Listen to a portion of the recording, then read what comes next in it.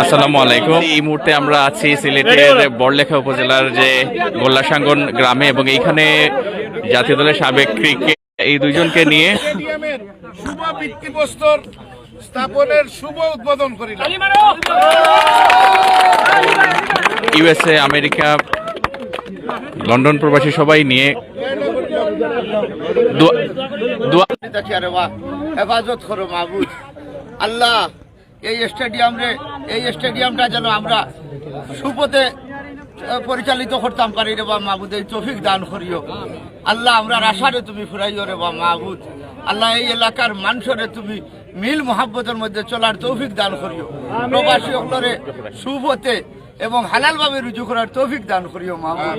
আমরা রে খেয়াল নজর রাখার লাগে আল্লাহ, নজরদারিত্ব ভালো মানুষ আমরা রে দিও দান করিও। বিহাবলি সুবহান রাব্বিকা রাব্বিল ইজ্জাতি আম্মা ইয়াসিফুন, সালামুন আলাল মুরসালিন, আলহামদুলিল্লাহি রাব্বিল আলামিন।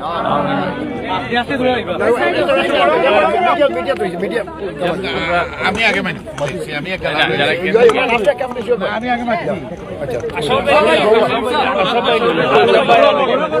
আশা বলে সাহেব ভাই একটা সাহেব ভাই আশা পাই লইল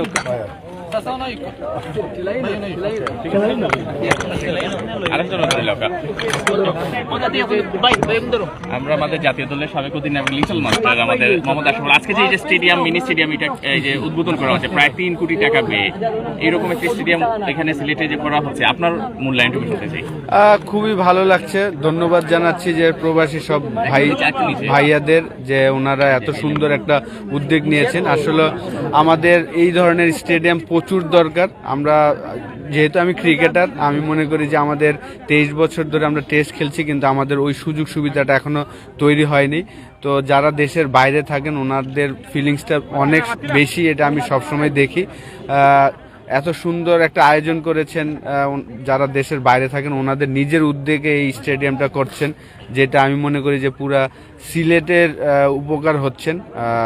যারা ক্রিকেটার হতে চান বা ফুটবলার হতে চান বা অন্য স্পোর্টস, আমি শুনেছি যে এটা পুরো একটা কমপ্লেক্স হবে এখানে।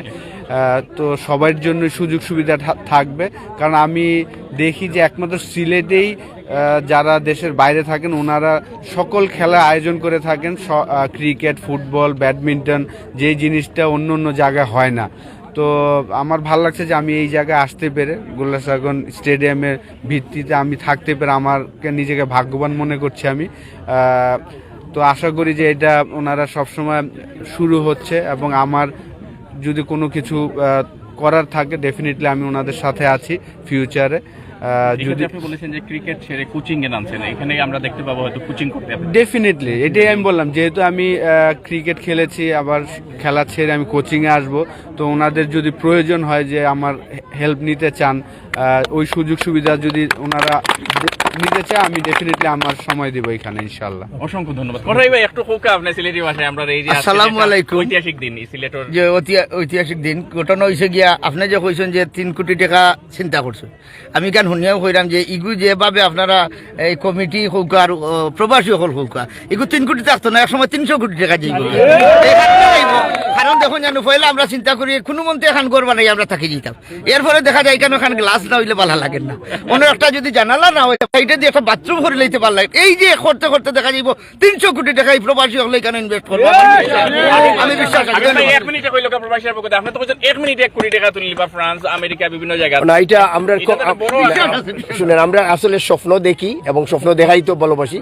আর confidence, main thing is confidence. আমরা এবং ইউনাইটেড ভাবে যে কোনো জিনিস করা সম্ভব। আমরা গ্রামের 80% মানুষ এখন লন্ডন আমেরিকা সেটেল এবং সবই স্বাবলম্বী বিভিন্নভাবে। আমরা কিন্তু সব মানে বড় অর্থওয়ালা, সব বলা পয়সাওয়ালা আমরা এখানে, বাট ইচ্ছা শক্তির দরকার।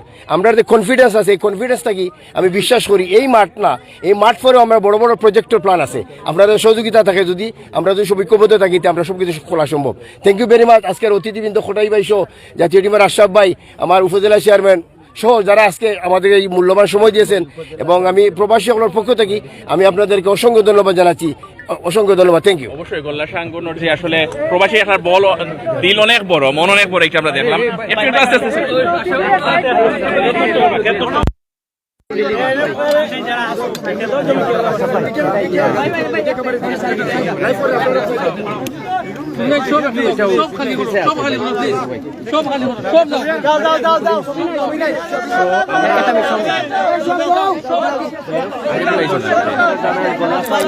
প্রবাসীদের